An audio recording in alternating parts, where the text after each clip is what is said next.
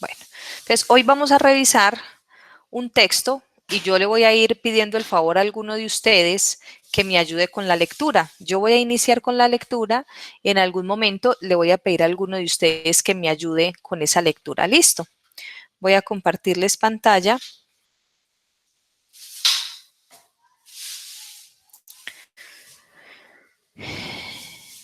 Vanessa, ¿ya se está viendo la pantalla?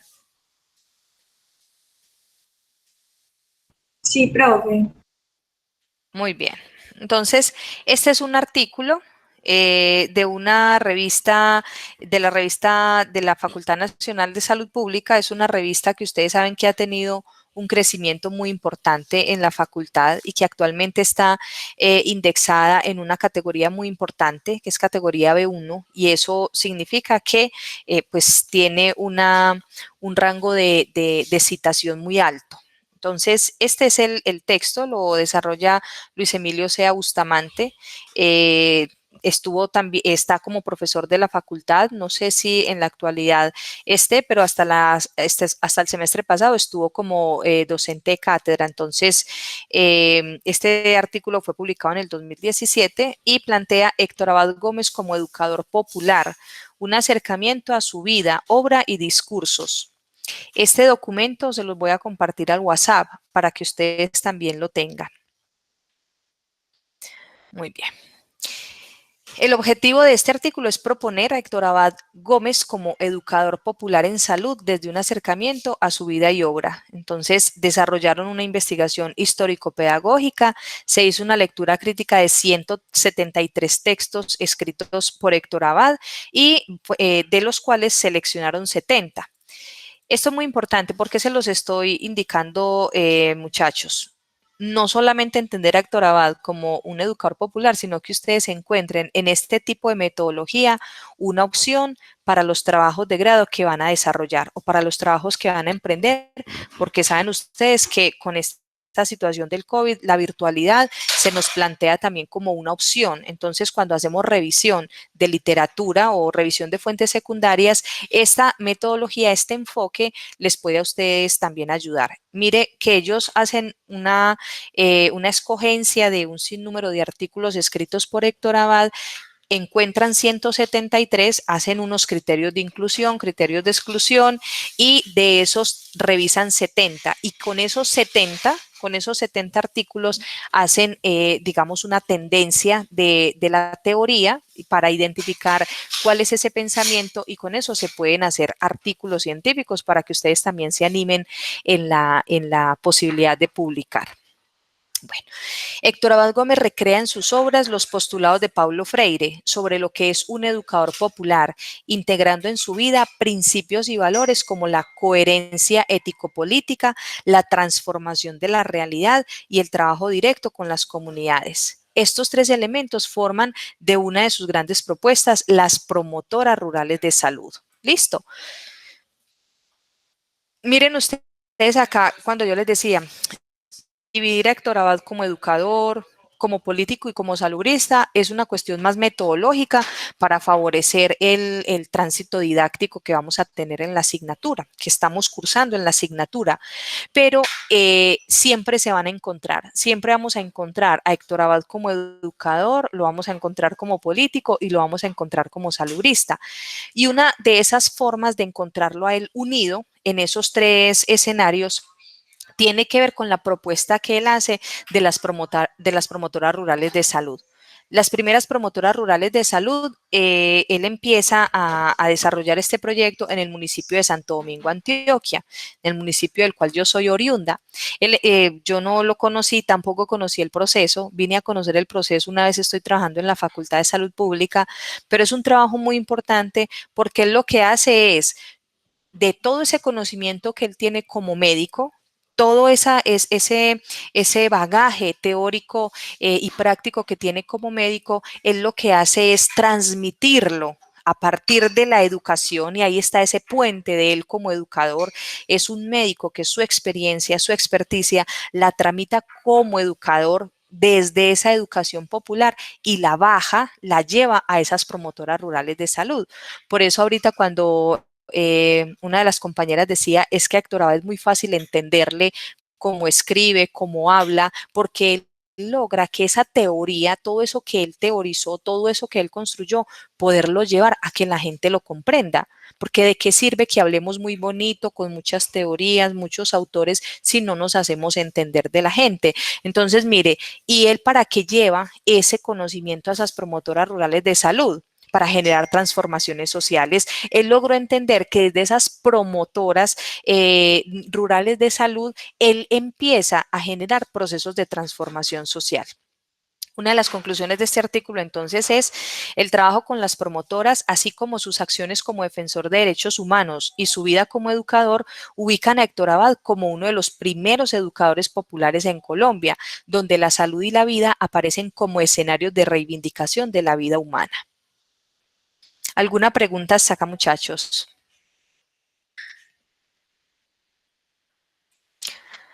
Muy bien, entonces le voy a pedir a Valentina Cuello que inicie leyendo la introducción, por favor. Voy a ponerle un Profe, poco permítame un más momentico que estoy desde el celular. tranquila. Acá desde durante las décadas. Eso. Sí, un momentico, entonces ya yo lo organizo. Dice, Tranquila. durante las décadas del 60 a 80 en Colombia, múltiples instituciones y agentes avanzaron en la configuración de acciones entre dos campos de gran importancia, la educación popular y la salud. Así pues, experiencias tanto en ciudades como en el campo dieron el inicio a tanto de los postulados teóricos y políticos de la educación popular como de los aportes epistemológicos y disciplinares de la salud. Si bien el Abad Gómez inició su vida como médico saludista años antes, Muy bien.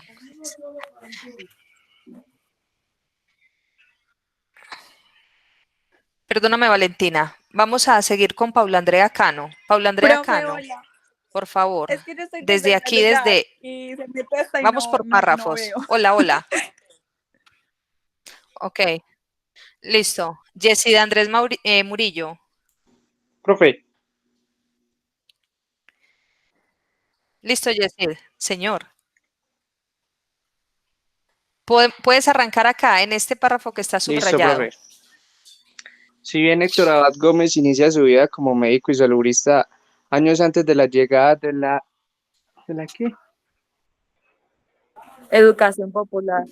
Educación popular. EP De la es educación educación popular a popular. Colombia, puede rastrearse en su obra y pensamientos una apuesta por incluir en sus acciones el acto educativo como forma propicia para transformar las realidades de las comunidades, asumiendo al otro como un actor válido de forma crítica, la cual asume en su vida y las realidades sociales y políticas necesarias para cambiar su rumbo. Su vida como educador se ubica en las aulas rurales y urbanas, donde desarrolla proyectos en salud que parten de la lectura crítica de la realidad y el fortalecimiento del trabajo comunitario mediante las promotoras rurales de salud. Muy bien. Vamos ahora, ayúdanos a leer, por favor, Laura Vanessa Londoño. Este párrafo. Sí, profe. Vincular a Abad, vincular a Abad Adelante. Gómez como educador popular parte de una lectura de su vida y obra, desde un análisis histórico y teórico, en el cual se reconoce la educación popular como un escenario ético y político, como un conjunto de prácticas sociales y construcciones discursivas en el ámbito de educación, cuya intencionalidad es contribuir a que los diversos segmentos de las clases populares se construyan en sujetos protagónicos de un cambio profundo de la sociedad. Más allá de encasillar su pensamiento y su obra, lo que busca es reconocer los principios y virtudes de Abad, que Abad tuvieron, espérenme, y virtudes de Abad tuvieron coherencia en sus acciones educativas y como fueron muy similares a aquellas que décadas después se instalarían como principios de educación popular. Atendiendo a ello, puede pensarse en Abad como un educador popular en el campo de la salud. Muy bien. Ahora, por favor, ayúdanos, Alejandra Moreno. Sí, profe. Sí, Un aquí. educador popular es alguien que se compromete consigo mismo y con el otro para gestar procesos educativos a través del diálogo, la participación y la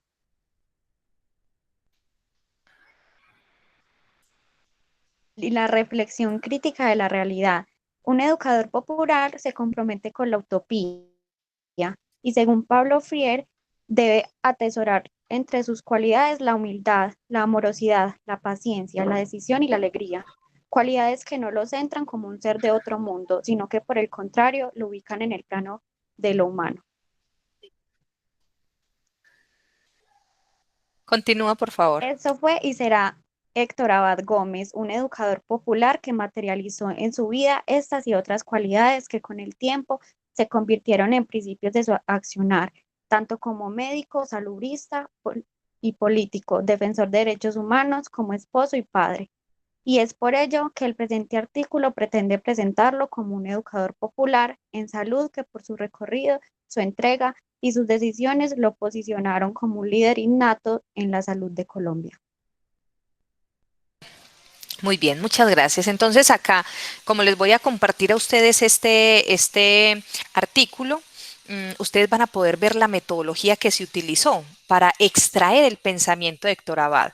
Si alguno de ustedes se anima a hacer su tesis con esta metodología, qué rico fuera, por ejemplo, hacer una recolección de toda la información de Héctor Abad como salubrista, de lo que él piensa de la salud pública y generar un artículo así como este. Miren que escribir artículos es relativamente fácil, es de dedicación y no hay que siempre ir a recolectar información a los territorios, no siempre hay que hacerlo, sino que también podemos hacer este otro tipo de metodología. Entonces, aquí ustedes van a ver la metodología que utilizaron, cuáles fueron, digamos, las estrategias para la selección de los artículos a revisar. Ahora vamos a mirar esos resultados. Voy a iniciar con la lectura.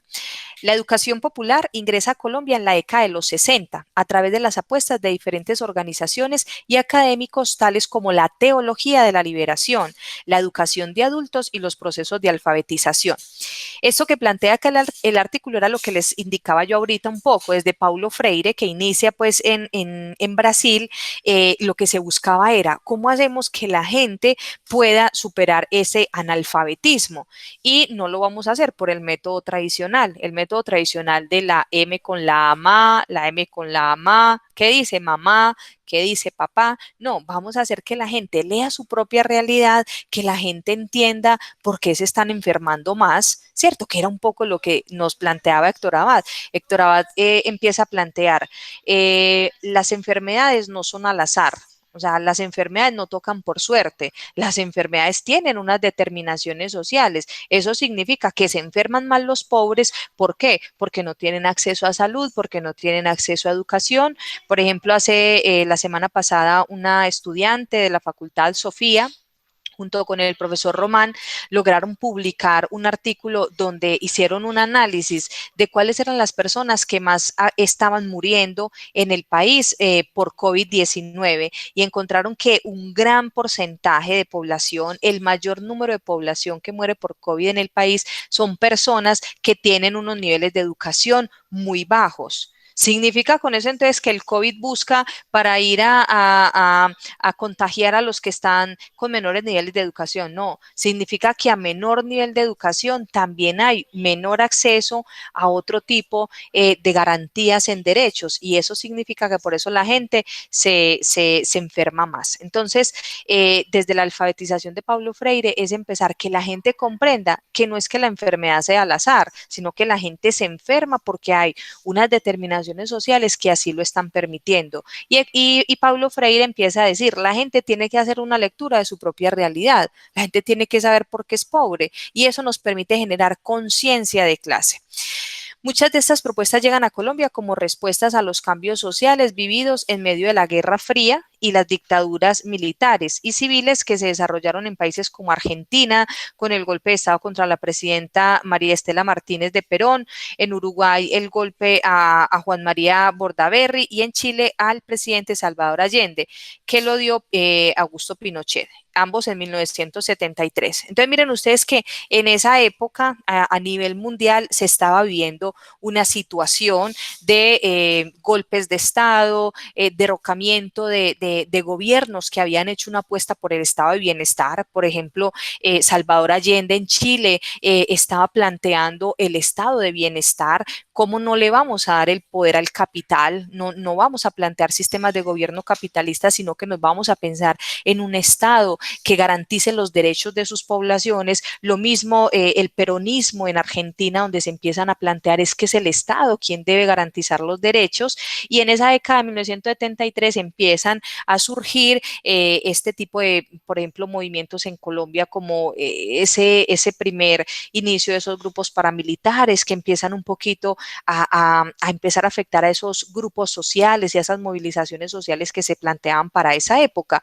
Y ahí es donde la educación popular empieza a decir, no, la gente tiene que tener conciencia de clase, la gente tiene que saber reivindicar sus derechos, y por eso la educación popular iba muy de la mano de esas reivindicaciones. Antes de la entrada de la educación popular a Colombia, ya Abad proponía e implementaba acciones en Medellín y en algunos municipios del departamento de Antioquia, materializando la coherencia ético-política propia de los educadores populares que llegarían años después. A Héctor Abad no se le reconoce como educador popular, pero ¿por qué? No porque no lo hiciera, sino porque el concepto empieza a surgir en Brasil y empieza a darse el nombre de educación popular, el gran precursor que fue Paulo Freire, pero ya Héctor Abad venía desarrollando eso que nos proponía Brasil desde la educación popular, ya Héctor Abad lo venía desarrollando en la práctica. Salubrista, docente, médico, defensor de los derechos humanos, padre, amigo y luchador. Estas son algunas de las palabras que muchos de sus cercanos usaron para describir a este hombre que marcó un camino a seguir por médicos, personal de enfermería, salubrista y ciudadanos. Abad nace el 2 de diciembre de 1921 en un pueblo del suroeste, en Jericó, donde pasó sus primeros 12 años. Y luego estudia el bachillerato en el Valle del Cauca y luego en el Liceo de Antioquia, la Universidad de Antioquia, donde se gradúa como bachiller. Una vez aceptado como estudiante de medicina de la UDEA, se destacó por su liderazgo y tenacidad, por su disciplina y compromiso. Como estudiante se destacó, entre otras cosas, por la creación en 1945 del periódico U235, que circuló gratuitamente cada mes con una combinación entre cultura humanista y ciencia moderna, donde emprendió su primer campaña de salud pública al alertar a los gobernadores de turno sobre la calidad del agua y la necesidad de construir un acueducto digno para los habitantes de la ciudad, trabajo que lo llevó a la plenaria del Consejo Local para demostrar sus tesis y sus propuestas. Asimismo, producto de su interés por la salud pública, convocó a Cabildo Abierto para discutir con la comunidad el tema de las muertes infantiles producidas por la fiebre tifoidea. Esto lo acercó a comprender que dichas muertes eran evitables con medidas como la cloración del agua y la vacunación. Se graduó de medicina en 1947 con su tesis titulada Algunas consideraciones sobre salud pública en el departamento de Antioquia, en la que planteó ciertos problemas de salubridad relacionados con la mala calidad de las bebidas suministradas a los ciudadanos de 35 municipios del departamento, agua, leche y gaseosa, y donde continuamente se preguntó por la contribución de la Universidad de Antioquia, especialmente de la Facultad de Medicina, al mejoramiento de la salud de los antioqueños al reclamar: ¿qué ha hecho la Facultad de Medicina de la UDA para ayudarle a resolver al país sus múltiples problemas sanitarios? Pecaríamos de exagerados si dijéramos que nada, pero apenas estamos diciendo una verdad cuando contestamos muy poco. Estos momentos en su formación como médico marcaron el rumbo de su vida como docente, salubrista, educador popular y defensor de los derechos humanos. Los años siguientes a su graduación estuvieron copados por un trabajo ligado al sector público nacional e internacional y su entrega para la transformación de las condiciones de vida de las comunidades. Su paso como docente vinculado a la UDEA termina en 1982 cuando se jubila. En sus años siguientes centró sus esfuerzos en pro de la defensa de los derechos humanos como presidente del Comité por la Defensa de los Derechos Humanos de Antioquia. El 25 de agosto es asesinado en la puerta de la Asociación de Institutores de Antioquia, al asistir al velorio de quien fuera su amigo y compañero de vida, Luis Felipe Vélez, asesinado también horas antes. Héctor Abad Gómez como educador popular, la experiencia de las promotoras rurales de salud. Muy bien. Por favor, Santiago Calle, ¿nos puedes ayudar con este párrafo? Sí, profe. Muy bien. Desde muy temprana edad y ya como estudiante de medicina de la UdeA, Abad Gómez combinó muchos de sus principios de la práctica médica con las ciencias sociales y humanas. Sus pensamientos y acciones dejaron ver lo que su talante como salubrista y como educador popular envolvía. Una mirada por el trabajo colectivo desde una óptica organizativa, participativa y crítica, apoyado por los habitantes de los sectores rurales y populares, fomentando procesos educativos a su interior. Continúa, por favor. En 1958, a 2 años de iniciar su trabajo como coordinador del Departamento de Medicina Preventiva de la UdeA, dio inicio al primer trabajo con promotoras rurales de salud en el municipio de Santo Domingo, departamento de Antioquia, gracias al apoyo de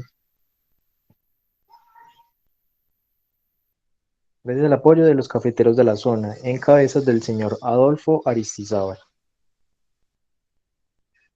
Continúo. Sí, por favor.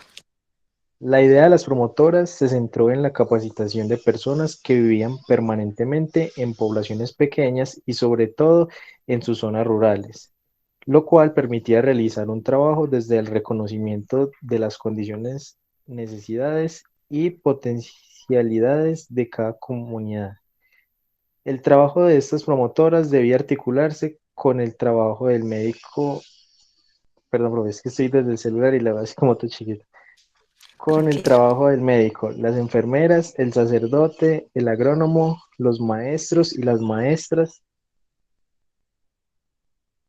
el veterinario y los directivos naturales de cada conglomerado social, con el objeto de fortalecer al interior de las comunidades procesos para que éstas se organicen para las condiciones de vida, incluyendo las mejores en las escuelas rurales, en suministros de agua a viviendas, colaboración con las campañas educativas, agrícolas y médicas.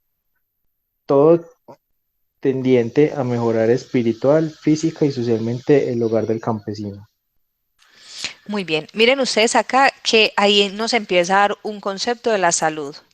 Siempre él habla de mejorar las condiciones del bienestar, mejorar lo espiritual, lo físico y lo social. No quita al sujeto de ese contexto.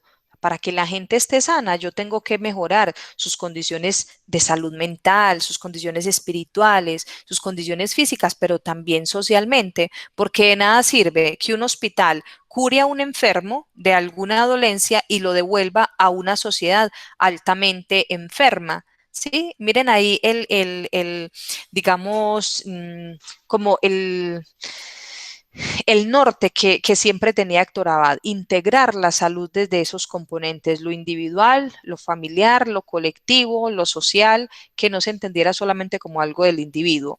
Esa propuesta de promotoras rurales de salud estuvo antecedida por la primera campaña mundial de vacunación antipoliomielítica, bueno, me imagino para la polio, llevada a cabo en el municipio de Andes, Antioquia, en abril de 1958, donde fueron vacunados 7.378 menores sin riesgo alguno. Esta acción se dio con apoyo comunitario para informar y sensibilizar a las comunidades para su aceptación y apoyo. Para 1959, Abad Gómez presenta a la UdeA una propuesta para capacitar a las promotoras rurales de salud con el objetivo de formar un tipo nuevo de trabajador de salubridad. Esta labor se realizó en colaboración con la Facultad de Agronomía de la Universidad Nacional, de la Facultad de Administración de la Universidad de Medellín, de la Escuela del Servicio Social de Universidad Pontificia Bolivariana y de la Facultad de Economía de la UDA, y bajo los auspicios de la Secretaría Departamental de Salud Pública. Esta propuesta de formación de promotoras de salud esbozó ciertos elementos que dejan ver la concepción de salud y la educación de Héctor Abad. Planteó ciertas tensiones frente a la medicina tradicional, caracterizada por ser asistencialista y morbicéntrica, y de una educación instruccional, acrítica y ahistórica. Estas reflexiones giran en torno a varios elementos. La relación con el otro. Para Abad, las promotoras deberían convertirse en agentes del sistema de salud al reconocer que dichas promotoras eran sujetos sociales que comportan saberes y experiencias y que estaban en capacidad de adquirir nuevos conocimientos de corte científico para el trabajo a realizar en las diferentes áreas. El acto del médico rompe la imagen del médico clásico que se caracteriza por basar sus acciones en la enfermedad, con una atención que se determina por una mirada biologicista, ahistórica y apolítica. Propone en contraposición de ello un profesional médico que se vincula y trabaja en comunidad a través de la participación, el diálogo y el empoderamiento. ¿Qué diría Héctor Abad de los médicos que ahora se limitan a escribir en un computador, porque así el sistema se los solicita, que ni siquiera miran al paciente a los ojos a preguntarle cómo amaneció, cómo está o cómo se llama, pero mirándolo a los ojos? Los modelos de salud superan la visión morbicéntrica imperante en dicho momento social, establece la mirada preventivista al inicio de su carrera como eje articulador de un trabajo interdisciplinar con la estadística, la bacteriología, la demografía, y tiempo después con una visión desde la medicina social, donde el punto de análisis y de acción son los determinantes sociales de la salud, la relación con otros derechos, y desde la educación como comprensión por el otro, como portador de saberes y experiencias, como motor mismo de cualquier transformación. Miren acá, muchachos, el resumen que nos permite entender a Héctor Abad como como educador. La educación, por lo que propendía, lo que buscaba Héctor Abad como educador, era esto: una comprensión por el otro como un portador de saberes y experiencias. Mire que no es una educación que se dé en términos verticales. Yo soy el que sé y usted obedezca. No, él empezó a plantear, todos son conocedores y portadores de unos saberes, de unos actuares, de unas experiencias, y eso lo que tenemos que hacer es potenciarlo. ¿Y qué es lo más importante? Que Héctor Abad como educador siempre lo que planteó fue: la educación te tiene que llevar a hacer una transformación de tu propia vida, y cuando transformas tu propia vida puedes transformar el exterior. Entonces, este es el resumen de Héctor Abad como educador: comprender al otro como un portador de saberes y experiencias, y así lo hacía con sus estudiantes, porque Héctor Abad en clase se dedicaba a preguntarles, y se dedicaba a preguntarles a los estudiantes, y cuando los veía un poquito embolatados, les tiraba algunos salvavidas desde su conocimiento, pero lo que hacía era construir con ellos desde la pregunta, desde ese diálogo que se podía dar en las aulas. Los logros obtenidos por las promotoras fueron contundentes según Héctor Abad.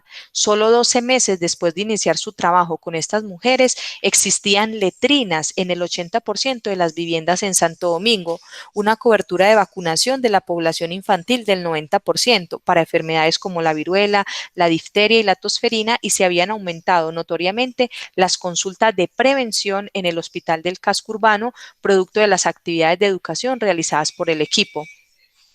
Héctor Abad realizó un amplio informe titulado 10 años de salud pública en Antioquia, publicado en la revista Antioquia Médica, donde presentó de forma amplia los mayores indicadores de morbilidad en el departamento, estableciendo las causas no solamente biológicas de dichas enfermedades, sino que estableció su relación con la condición de vida y desarrollo de las urbes, la mala condición del agua y los problemas del campo. Además expuso que con el trabajo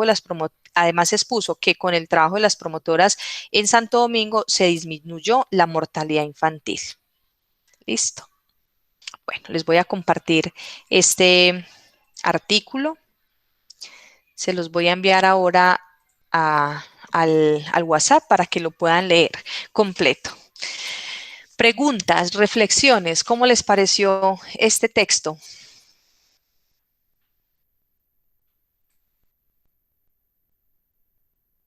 Profe, me pareció muy importante como destacar la parte en la que hacía énfasis en lo que pues la medicina de ahora es como simplemente los médicos se van a anotar las cosas en el computador y muchas veces ni siquiera le prestan atención al paciente. Eso me ha pasado muchísimas veces. Yo voy con mi mamá, pedimos una cita normal en Sura y pues nos vamos súper enojadas porque cero atención, o sea, uno no se siente bien, ni siquiera muchas veces uno les tiene que recordar que le tienen que pues lo tienen que pesar a uno, le tienen que revisar los oídos, porque si uno no les dice, muchas veces ni lo hacen, o sea, están ahí solamente como por cumplir, pero no exactamente haciendo, pues uno nota que ni siquiera están haciendo como lo que les gusta o con ese amor y esa dedicación con la que deberían hacerlo. Sí, Alejandra, mira, es la verdad lamentable. Yo creo que aquí hay una cuestión del sistema, ¿sí? Un sistema de salud que con todo ese recorrido histórico que nosotros hacemos, la prioridad en el país fueron otras cosas. Héctor Abad, en el texto que ustedes están leyendo, dice, ¿qué deberíamos sacrificar en el país para que el país pueda tener una salud pública? ¿Qué deberíamos sacrificar? ¿Alguien ha llegado a esa parte del texto? Esto es pregunta de examen final. ¿Qué debemos sacrificar en Colombia para que podamos tener una salud pública? Profe, la inversión en política, en la guerra, en las policías, en las infraestructuras, se nos preocupamos mucho como por un edificio bonito, costoso, y no invertimos en lo que realmente importa. Eso es. Muy bien, Laura. Él plantea, pues tenemos que quitarnos los lujos, piscinas, canchas. Entonces dirá uno, ay, pero ¿qué era lo que estaba pensando él? Evidentemente, el país tiene que dejar de invertir en tantas carreteras, en carreteras con esas estructuras que se están planteando para que ese dinero pueda ser revertido en la salud, porque un país con gente saludable es un país que puede prosperar. Y si no, administrativamente ustedes hacen los cálculos de cuánto le vale al sistema de salud tener gente enferma. Y eso no lo tienen que hacer ustedes ahora, pero se pueden animar a más adelante a hacerlo. Ustedes pueden revisar la experiencia que tuvo el hospital de Támesis. Yo no sé si ustedes alcanzaron a hacer la visita de campo, que casi siempre a los estudiantes de nuestra facultad los llevan a mirar experiencias exitosas. Ahorita el administrador, que es egresado nuestro, el gerente del Hospital del Peñol, es egresado de la facultad. Si no es en el Peñol, es el que estuvo en Támesis, creo que sí está ahorita en el Peñol, y ustedes pueden mirar cómo un gerente de un hospital, un administrador de un hospital, empieza a plantear otro concepto de salud. Y él lo que hizo en Támesis, que es muy sonado, digamos, esa experiencia, y en Támesis fue, le dijo a sus médicos, ustedes van a dedicar 20 minutos de la consulta a hablar con el paciente. No le van a preguntar qué le duele, no le van a preguntar su historia clínica, qué toma, no. Van a dedicar 20 minutos a hablar con el paciente, a preguntarle qué hacen en la casa, cómo están los hijos, qué comida les gusta, a chismosear, se va a sentar a chismosear 20 minutos y los otros 20 minutos los dedica a diligenciar. Y él logró confirmar que con estos actos hubo una reducción enorme en la solicitud de atención por medicina general en el hospital. Tanto así que él dedicó, digamos, gran parte de la inversión a todo lo que tenía que ver con la prevención. Creó en el hospital un lugar para que los niños fueran a leer. Ahorita que está en el Peñol, les creó a los niños una ludoteca con unos castillos inflables, ahí la cosa más bella, y la gente va al hospital, es a vivir, a disfrutar de la salud, no van porque están enfermos. Ahorita seguramente con la pandemia la cosa ha cambiado, pero él logró confirmar que cuando usted trabaja en prevención, usted tiene una reducción enorme en el gasto de salud desde la atención y la intervención para la cura de enfermedades. Tanto así que el señor logró confirmar a nivel de datos la reducción que hay en el hospital en ese tipo de atenciones y le quedó un superávit, creo que es el concepto, le quedó un rubro especial para dedicarlo a otro tipo de cirugías, como por ejemplo operación de labio leporino a final de año, porque le quedó ganancia. Entonces, lo que nos está diciendo es, si si nosotros invertimos, si nosotros hacemos una inversión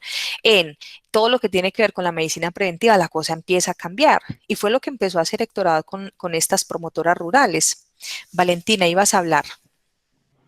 Cuello. Sí, profe, qué pena. Sino que cuando estaban hablando del tiempo con los médicos y todo, no que, por ejemplo, si uno se pone a ver dentro de los planes operativos que hacen de pronto dentro de una clínica, a ellos también como que les estipulan un tiempo porque tienen que atender tantos pacientes en un día. Entonces, si no rinden, ellos son los que se van a ver, se van a ver afectados porque ellos son los que les cancelan los contratos.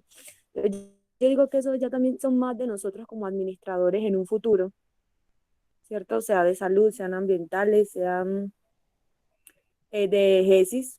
Entonces, como que tratar de implementar todo eso que Toraba tanto ha dicho y tanto luchó, y por lo cual también murió. Claro que sí, Valentina. Antes de darle la palabra a Carolina, y tiene que ver con eso, si nosotros desde esa administración, desde ese concepto que tenemos, desde ese campo, ustedes cuando van a llegar a prácticas, ustedes llegan a un hospital o a una entidad prestadora de servicios de salud. Si ustedes no se empoderan frente al conocimiento, a ustedes los ponen a sacar fotocopias y a llevar el tinto. ¿Por qué? Porque a veces en las empresas se encartan con los practicantes que no saben qué ponerlos a hacer. Pero si ustedes llegan empoderados y dicen, vea, esto es lo que yo aprendí, ustedes hay que hacer un análisis y el análisis que ustedes van a hacer es, por ejemplo, administrativamente. Miren, hay un caso de una estudiante egresada de la facultad que en la Fundación San Vicente hizo un estudio de información secundaria y empezó a mirar cómo desde el 2016 al 2019 en el hospital estaban utilizando unos apósitos tradicionales, que era gasa con vaselina. Para las úlceras, para cualquier erupción que había, entonces a los pacientes los trataban con gasa y un poco de vaselina y les ponían ese apósito. Y ella logró, a partir de ese análisis, de esa información secundaria, decir, vea, un paciente que usted le pone un apósito tradicional se demora 3 días hospitalizado. Un ejemplo, se demora 3 días hospitalizado mientras le cicatriza eso porque no se puede ir para la casa porque puede pillar infección. Hay unos nuevos apósitos que son apósitos que tienen nanotecnología y son unos apósitos que tienen unos geles especiales y usted pone el apósito. El apósito es más caro, pero ese resulta que ese apósito que usted le pone a esa persona con nanotecnología le obliga a que solamente esté hospitalizado un día. ¿Por qué? Porque eso hay molécula. Entonces usted como hospital, el gasto que tiene que hacer es compre apósitos con nanotecnología. No se ponga a comprar apósitos que son más económicos, que es el tradicional y que le va a gastar más plata a usted en una hospitalización. Miren ustedes la importancia de mostrar evidencia, evidencia para proteger el sector salud. Y ustedes tienen esa responsabilidad tan grande. Lo mismo, cuando ustedes van a llegar a un hospital, a una entidad prestadora de servicios, a una alcaldía, al lugar donde ustedes vayan a desarrollar las prácticas, ustedes tienen que llevar estas ideas innovadoras. Decir, oiga, vea, yo le voy a hacer un análisis de cuánta plata está gastando usted en enfermos y en enfermedades que no se saben, mujeres y hombres que llegan con dolores de cabeza, migrañas, y ya les tomaron unos rayos X y ya les hicieron un TAC y la persona no tiene nada en la cabeza, pero viene con migrañas. ¿Por qué no hacemos otro proceso y entendemos que es que esa señora es víctima de la violencia y como víctima de la violencia hay un dolor interno que le aqueja de tal manera que nos está somatizando un dolor? Entonces uno es de salud mental, vamos en este hospital a hacer espacios de escucha activa, entonces vamos a hacer grupos terapéuticos a estas mujeres que tienen dolores que no se los puede quitar nadie y a estos hombres vamos a hacer otro tipo de acciones para prevenir. Que no sabemos qué hacer con los indicadores de suicidio que tenemos y la tasa de suicidio que tenemos en el municipio. Ustedes como administradores pueden plantear alternativas y esas alternativas son desde la prevención. Pero para Profe, poder hacer alternativas sí, Valentina ya finalizó, para poder hacer esas propuestas de prevención, ustedes tienen que llevar datos concretos. Vea, usted con esto es que se va a ahorrar. Por eso la importancia que ustedes siempre, así como no podemos dividir a Héctor Abad como educador, político, salubrista, no lo podemos partir en pedazos, ustedes tampoco se pueden partir en pedazos como administradores y salubristas. Ustedes son uno solo, que desde el conocimiento de la administración, ustedes lo que van a hacer es salud pública.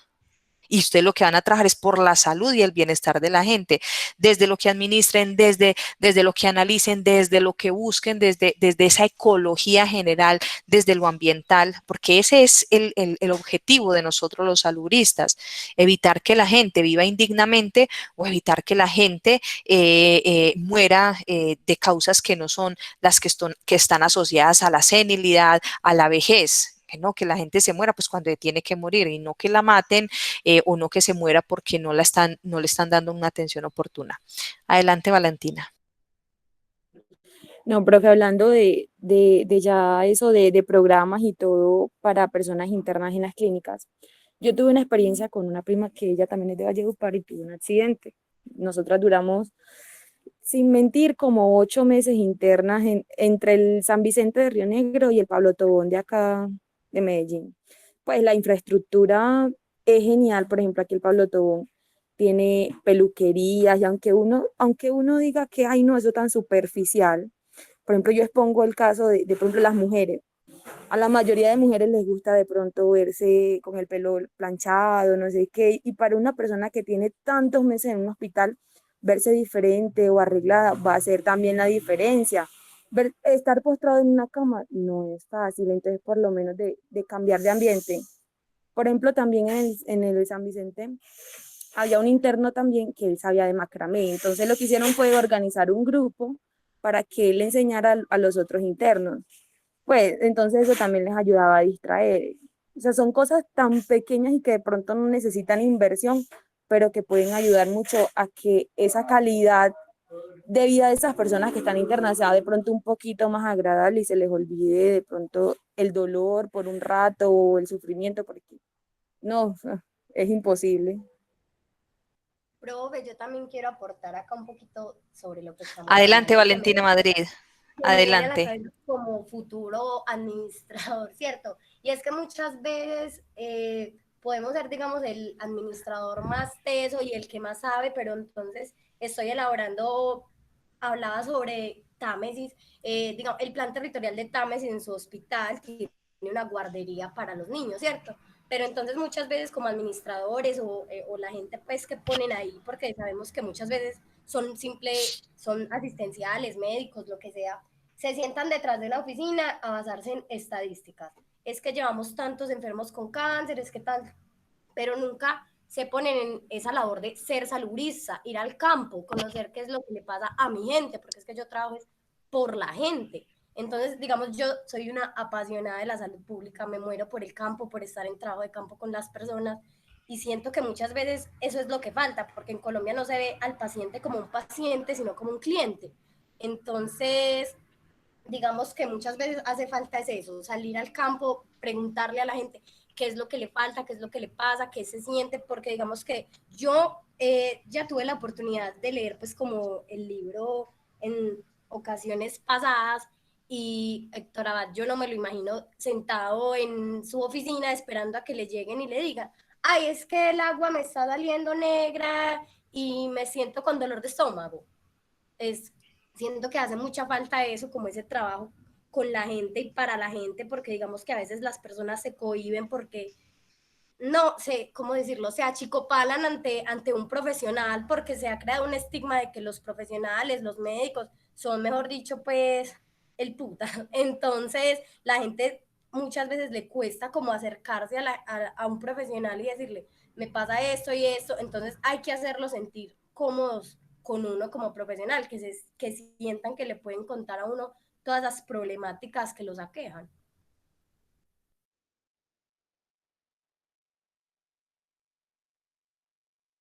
Muy bien. Y mira lo que tú planteas ahorita, una guardería. O sea, ¿qué gasto ha de tener una guardería? Hay un hospital en Barcelona que se llama el Sant Joan de Déu, así lo conocen en la literatura, por eso traduce San Juan de Dios, pero lo conoce más como el Sant Joan de Déu.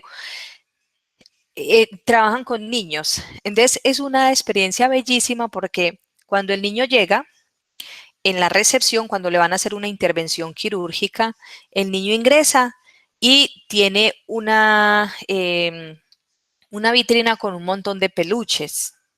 Entonces, la enfermera le dice que escoja el peluche, que lo va a acompañar en la cirugía porque a ese peluche también lo van a operar. Entonces, hay un montón de peluches ahí y el peluche lo ingresan con el niño y cuando el niño sale, al peluche también le ponen por ejemplo, que hay una cortada. Entonces a la cortadita le ponen el apósito y entonces le dicen, así es que debes cuidar y te lo debes llevar y también debes cuidar al peluche. Y eso ha mostrado una mejoría enorme en los pacientes.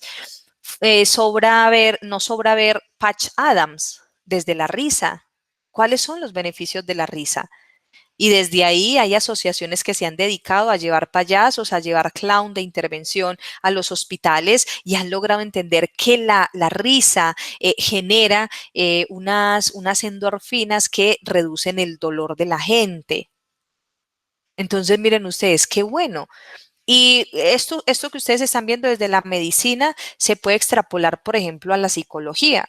En la psicología hasta la década de los 80, 90, solo se preocupaban por lo que estaba mal. Es decir, el trastorno. Aquella persona tiene un trastorno esquizoafectivo, aquella persona tiene depresión, trastorno bipolar, esquizoparanoia, bueno, una mezcla de trastornos y desde ahí se abordaba la salud mental. Entonces, en la década de los 80, 90, Martin Seligman, el padre de la psicología positiva, empieza a decir, no, a mí me interesa saber qué es lo que está bien y yo voy a tener un enfoque en buscar qué es lo que está bien. ¿Puede ser la gente más feliz? Evidentemente, y él empezó a generar evaluaciones de impacto de modelos de intervención para que la gente fuera más feliz. Que ese, por ejemplo, es el campo que yo manejo en la facultad. Yo me dedico a trabajar desde la salud mental, pero en la resiliencia, buscar qué es lo que hace más feliz a la gente, qué hace feliz a la gente. Y desde eso de qué hace feliz a la gente es que nosotros trabajamos. ¿Para qué? Para la prevención de esas enfermedades. Así como los salubristas y le roban pacientes a los médicos, nosotros los trabajadores sociales le robamos pacientes a los psicólogos. ¿Por qué? Porque es desde la prevención. Yo prevengo. Y ya cuando hay casos que no basta con la prevención y hay unas comorbilidades o hay unos antecedentes tan altos que hay unas condiciones biológicas que hacen que esa persona evidentemente se enferme. Ahí sí está el médico, pero no podemos enfermar a todo mundo, no podemos patologizar a todo mundo, no podemos generar de todo un trauma, un trastorno. No, hay pacientes que desde la psicología positiva, desde abordar un enfoque de resiliencia, de la psicología positiva, de los trabajos comunitarios, yo puedo trabajar con ellos. Entonces, esa es como un poquito la invitación. Yo les voy a, ya que los tengo a ustedes en WhatsApp, el 30 de noviembre vamos a lanzar un diplomado certificado por la Universidad de Antioquia para jóvenes del departamento, promotores y promotoras de salud mental. Ustedes saben que los diplomados en la Universidad de Antioquia tienen un costo de 1.800.000, pero este diplomado, como fue un proyecto que presenté a la gobernación, este diplomado va a ser completamente gratuito. Ojalá ustedes puedan hacer ese diplomado. Ahí desde ese diplomado de promotores y promotoras de salud mental es como lo que hizo Héctor Abad con las promotoras de salud rural, pero nosotros lo vamos a hacer es desde la psicología, para que ustedes aprendan un poquito de salud mental, cómo pueden promover la salud mental, que eran las grabaciones que estaba haciendo la vez que les quedé mal en la clase, para compensar un poquito la culpa de no haber asistido a esa clase, les quiero invitar a ustedes a ese diplomado. Entonces al grupo les voy a mandar el enlace, aunque está pensado para jóvenes del departamento, ustedes están, pues, de las subregiones, ustedes también lo pueden cursar. No tiene un tiempo estipulado, ustedes lo pueden hacer en 2 semanas, en 3 semanas, en 4, en 5 o en un año. Ustedes lo van haciendo dependiendo el tiempo que le puedan invertir. Entonces esa invitación también les va a llegar a ustedes el 30 de noviembre. ¿Listo? Bueno, ya para finalizar, adelante, alguien abrió el micrófono. Listo, Jenny. Ya para finalizar, señora. Profe, Sí, ya Angie. es así como a modo de opinión. Yo ayer también estaba viendo pues una clase que nos hablaban pues de psicología, era de sociales, pero tuvimos una sección especial ayer. Y el profesor Emanuel nos explicaba que cómo, o sea, me conecté mucho con esta idea que él tenía de por qué en la salud separaban, por ejemplo, lo mental de lo físico. Como un dolor, o sea, porque yo digo, a veces esos dolores que tú tienes físicos se pueden representar, digamos que en algo mental, o al contrario, perdón, ¿sí me entiende? Ajá. Sí, Entonces, señoras, al porque contrario. ajá, en muchos hospitales, o sea, solamente hay especialistas, cuando usted va a una consulta, solamente le revisan su cuerpo y ya, pero si es algo psicológico, ya lo mandan a usted para un psicólogo, porque cuando yo voy a una consulta no puedo, o sea, tener la misma atención, sabiendo que esto se puede conectar, o sea, porque es separar el cuerpo de la mente. Claro. Mira, Angie, y es tan sencillo como esto, tan sencillo como esto. No buscamos que los médicos se vuelvan psicólogos y no buscamos que los psicólogos se vuelvan médicos, pero hay una palabrita que nos puede llegar a que eso sea posible y es la humanización. Señor psicólogo, al paciente como un humano. Señor médico, trate al otro como un humano. Señor profesor, trate al estudiante como un humano. Es la humanización. Si yo como médico no tengo la capacidad de mirar al otro a los ojos, de decirle, joven, ¿cómo está? O señora, ¿cómo ha estado? ¿Cómo está su familia? No te roba más de 5 minutos humanizar tu atención.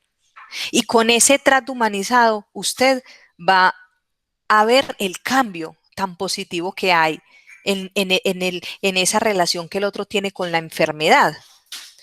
Yo sé que a ustedes en su casa les habrá pasado que la mamá llega y dice, ay, qué médico tan bueno. Y uno va a ver y les manda acetaminofén, le manda los genes, ma, porque es buena, ay, mija, eso me miró de arriba abajo, me tocó toda, me miró las manos, me miró los ojos, le prestó atención, ¿sí? Y uno no es que ese médico es bueno porque me revisó todo. Ahorita alguna decía, profe, es que les toca no recordar que le tengan que revisar los oídos, que lo pesen, que no es que sea importante que te pesen, porque si vas por un dedo fracturado, pues ¿para qué te van a pesar? Usted va para su dedo, pero no es eso lo que busca el ser humano que está en una atención médica. Lo que está buscando es, oiga, demuéstreme que yo al menos le importo. O sea, que usted me Profe, quiere revisar, que usted me quiere ayudar. Adelante, Valentina. por ejemplo, bueno, en esta pandemia que las consultas las dan es por teléfono, mi abuela llamó porque ella tenía muchos dolores como en los riñones, ella tenía antecedentes como de cálculo, no sé qué, pero en el transcurso de esperar esa cita, le apareció una bolita en la muñeca que era como una bolita de esas de grasa, pero igual ella tenía la mano muy hinchada, le dolía, o sea, perdió movilidad. Entonces ella, cuando la cita, le dijo al médico, no, pues habló de los riñones, no sé qué, y cuando le fue a hablar de la mano, le dijo, no señora, usted llamó porque necesitaba una cita para el dolor de los riñones. Y mi abuela, pero ¿cómo así? Que no, si es una sola cosa. Y ¿cómo así? Sí, una sola cosa. O sea, ya ni eso, por Dios bendito. Sí, así yo creo que nos ha pasado a todos. Queremos, como es de difícil conseguir una cita y queremos ir a decirle al médico todo lo que nos duele, y él dice solo una cosa, solo una cosa. Y entonces yo, cuando a mí me pasa lo mismo, voy y me dicen, no, solo una cosa, Sandra, solo una cosa. Yo decía, es que como si yo fuera cosas, pedacitos. No, por ahora atiéndame el dolor. Puede ser que mi dolor de cabeza esté asociado con el dolor de estómago o que esté asociado con el de la mano o que esté asociado con el de los pies, o que esté asociado con algo, porque es que nosotros no somos pedacitos. Y a eso ha llevado el sistema. Y hay una cosa acá muy importante, hay una cosa acá muy importante. El sistema es uno que obliga al médico a que haga eso y lleve y chequee y le dice, usted tiene que atender a la persona en 25 minutos. Usted como médico también puede tomar decisiones. ¿Qué le cuesta decirle a un médico, venga, yo le miro la bolita y decirle, yo la voy a mirar? Sí, señora, esto amerita otra revisión para poderle mandar exámenes. Me hago entender, es el trato de lo humano. Que es que el ¿Sabe quién se lo sistema es vino a muy revisar? injusto. Sí, Se lo vino a revisar la persona que le hizo el examen ese en los riñones y le dijo, venga, yo le coloco un momentico el aparato aquí, era como un rayo X, no sé. Venga, yo le coloco un momentico el aparato ahí. Ay, sí, sí era lo que usted decía. Ya, o sea, ¿qué le costó a ese señor hacerlo? Y el eso examen no es. era para... Y mira que es el mismo personal de salud. O sea, es el mismo personal el de rayos X, también tiene que cumplir con unos estándares, también tiene que cumplir con esto, ta, ta, ta. son los dos profesionales del mismo sistema de salud, un sistema de salud inoperante, inequitativo, como le queramos llamar, pero también acá hay una cuestión de sujetos. ¿Qué le costaba al médico prestarle atención a esa bolita y decirle, bueno, más adelante? Es el trato de lo humano. Y ese trato de lo humano era el que planteaba Héctor Abad. O sea, es que yo al otro lo tengo que ver también como un conocedor, como alguien que sabe. Hay una experiencia con mi mamá es de las de visitas semestrales y semanales al médico, a ella le encanta estar en los médicos, entonces una vez llega y me dice, mija, qué médico tan bueno, y yo, ma, ¿por qué? Y es que, no, él me preguntó que yo qué creía que era lo que yo tenía y que qué era lo que yo tomaba, para mandarme lo que yo estaba tomando. Y yo, mamá, y le pareció muy bueno, sí, mija. Sí, porque él me escuchó y yo le dije que era lo que me dolía, que era lo que yo creía que tenía y me mandó la misma droguita que a mí me hace bien. Y yo, bueno, mire que ni siquiera es de un sistema de salud, que el sistema de salud es inequitativo, desigual, todo lo que, claro que sí, porque ustedes ya saben esa historia del Fondo Monetario y saben por qué tenemos el sistema que tenemos, pero hay otra adición a ese sistema inequitativo, desigual que tenemos, y es lo humano, es el comportamiento del personal de la salud. En ese libro ustedes van a ver el llamado de atención que hace Héctor Abad al personal de salud, el nuevo personal de salud de Latinoamérica. Y el llamado que hace es a lo humano. Oiga, es que usted por más médico que sea, oiga, ese ego usted lo tiene que trabajar. Que usted sabe que usted es médico, pues sí. Ahorita Valentina decía la palabra el putas, se cree en el putas. Y ese sentir que ella tiene es el sentir de mucha gente. ¿Por qué me trata de esa forma? Yo lo que busco es que me trate como humano. Y ahí está el resumen de Héctor Abad como educador popular. Yo al otro no lo veo como un sujeto de opresión, porque soy médico y usted es paciente, entonces yo a usted lo oprimo. No, yo entablo con usted una conversación de humanos. Yo tengo un saber, pero usted tiene otro, ¿sí? Y ese es el llamado de Héctor Abad desde la educación popular. Bueno, entonces ya para finalizar, este documento ustedes lo tienen en la página 10 de Fundamentos Éticos de la Salud Pública.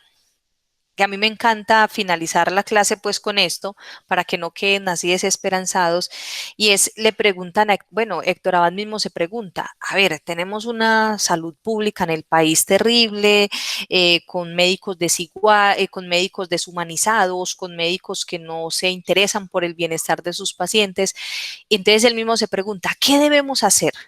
¿Qué debemos hacer los salubristas para que la salud pública en Colombia sea posible? Y miren el decálogo que nos da. Este decálogo para mí es el decálogo del salubrista.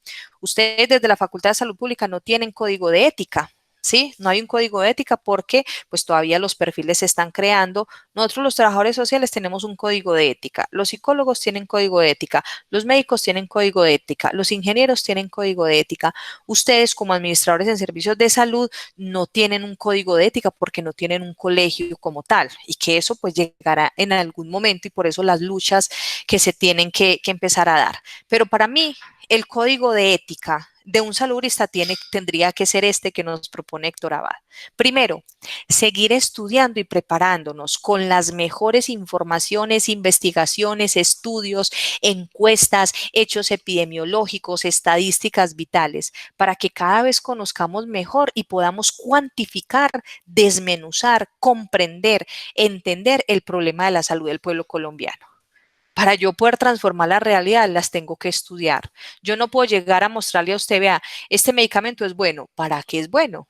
Diagnostíqueme, dígame qué es lo que tengo y deme esa solución. Por eso nos invita a seguir estudiando, probar diversas metodologías cuantitativas, cualitativas, pero que ese problema que nosotros queremos resolver lo podamos mapear y lo podamos estudiar de la mejor de las formas. Segundo, sobre la marcha, con las cosas que ya conocemos y con las que vamos conociendo, a medida que trabajamos, investigamos y pensamos, ir adoptando los sistemas, los esquemas, las situaciones a las condiciones que vayamos encontrando.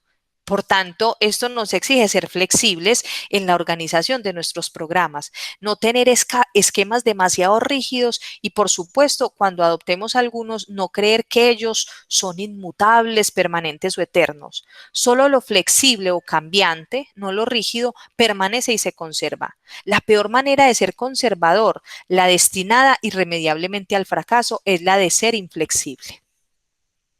Chicos, a nosotros en la facultad nos cuesta ser flexibles. Ustedes porque están de estudiantes, pero ustedes van graduándose y ya miran así, un poquito más derechos. Empiezan a caminar más derechos y a sacar más pecho. Ay, es que somos de la Universidad de Antioquia. Uf, inflamos pecho y trabajar con el ego es terrible. Y eso es lo que no permite que haya flexibilidad. Y en esta flexibilidad lo que nos está diciendo es, oiga, también nos podemos equivocar.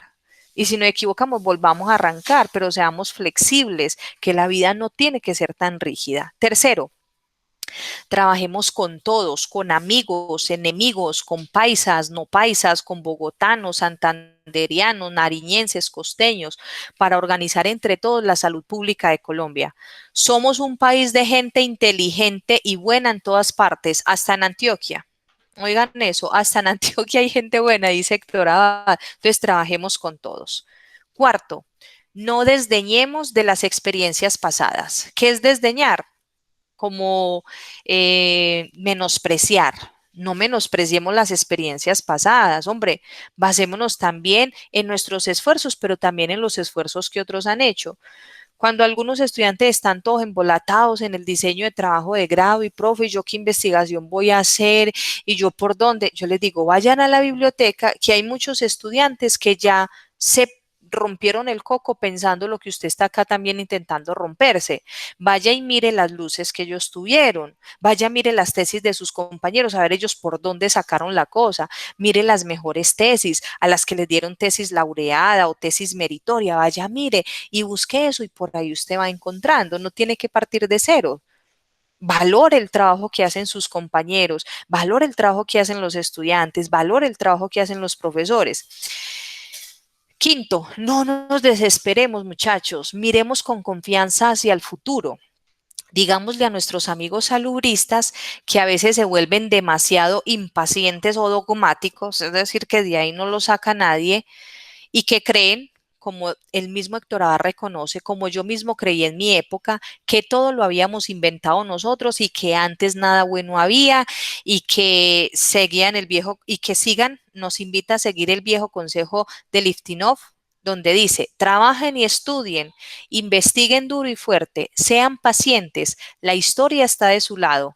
Sepan distinguir entre sus amigos y sus enemigos. Y nuestros amigos, pues son los que también están trabajando por la salud pública, así sean cualitativos, así sean cuantitativos, así sean de enfoque mixto, así sean de CISAFRO, así sean de CESAME, así sean de CISAO, así sean del semillero de extensión. No tiene por qué haber riñas, todos estamos trabajando por la salud pública, entonces hacia allá tenemos que unirnos. Los enemigos son la enfermedad, la muerte prematura y los sufrimientos humanos inútiles. Combatamos contra ellos, no contra nuestros colegas o contra los miembros de nuestra misma profesión o de otras profesiones o actividades. Todo el que trabaja con dedicación y honestidad está sirviendo a Colombia, entonces ¿por qué tenemos que pelear contra ellos? Séptimo, mientras no podamos cambiar el país y su gente, pues trabajemos en él y con esas personas que tenemos, no emigremos, ni nos desanimemos por fracasos que serán solo momentáneos y sí continuemos con un esfuerzo y consagración frente a las actividades que hacemos. Yo aquí contradigo a Héctor Abad. Yo les digo, muchachos, emigren, váyanse del país, conozcan, vivan otras culturas, disfrutes en la vida en otros países, en otros continentes, pero vuelvan. Tienen que volver, porque uno no puede ser tan desagradecido con la educación pública, de sacar todo de la educación pública, chupar de la educación pública e irse del país a trabajar por otros países. No, hay que ir, sacar lo mejor de esos otros países y volver a Colombia porque el país nos necesita. tenemos que estar acá, no podemos seguir alimentando la fuga de cerebros. Entonces, mientras el país no cambie, tenemos que estar aquí trabajando por el país. Yo sí les digo, emigren, vayan, viajen, conozcan otras experiencias, otras culturas, viajen por lugares nunca antes pensados, pero al país debemos volver a trabajar por él. Octavo, el enemigo es fuerte, es duro de vencer, es obstinado y poderoso. La lucha no va a terminar nunca, la victoria nunca será completa. La victoria final, sin duda alguna, será de la muerte, nuestra vieja pero a veces demasiado calumniada amiga. Mientras ella no nos venza en forma definitiva y tengamos que acogernos irremediablemente en sus brazos protectores y eternos, saquémosle todo el jugo posible a la vida nuestra y a la vida de nuestros hermanos, los demás seres vivos. No le reprochemos a los gusanos que acaben con nuestra carroña o a los virus y a los microbios que a veces acaban también con una vida que ya no es o que tal vez no vaya a ser buena después. 9. No caigamos en la simple dicotomía de que toda vida es buena y que toda muerte es mala. Por hacer eso, los médicos, los salubristas y la sociedad en general nos hemos equivocado y hemos cometido a veces graves errores que la humanidad está teniendo que pagar. Seamos humildes. La arrogancia del poder es la principal causante de las pérdidas de muchas de nuestras batallas. Si nos vencen, recordemos que las derrotas nos enseñan mucho más, muchísimo más que las victorias. Aquí en no caigamos en la simple dicotomía. Héctor Abad estaba a favor de la eutanasia. Héctor Abad planteaba, no toda vida es buena, ni no toda muerte es mala. Listo. Preguntas.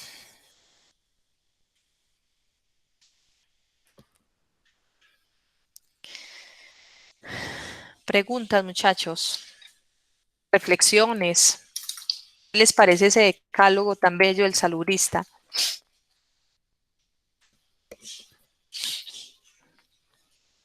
Profe, particularmente me parece muy interesante cada vez que escucho, que leo, que veo algún video sobre pues como sobre la filosofía de vida de él. Es muy interesante ver cómo tenía como tanta riqueza no solo en cuanto a conocimientos, sino en cuanto a conocimientos, o sea, de persona. Era un gran ser humano y eso hace como que uno se enriquezca cada vez más que lo va estudiando. Es como usted coger estudiar un psicópata de estos de la guerra y cosas así, sino que Héctor Abad realmente tiene cosas muy interesantes para enseñarnos y cada vez que lo vamos leyendo y descubriendo, más aprendemos. Parece muy interesante, profe. Muy bien.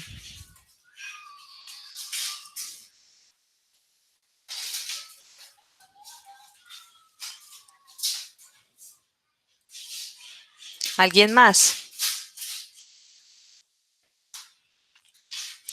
Bueno, chicos, yo voy a parar entonces la grabación.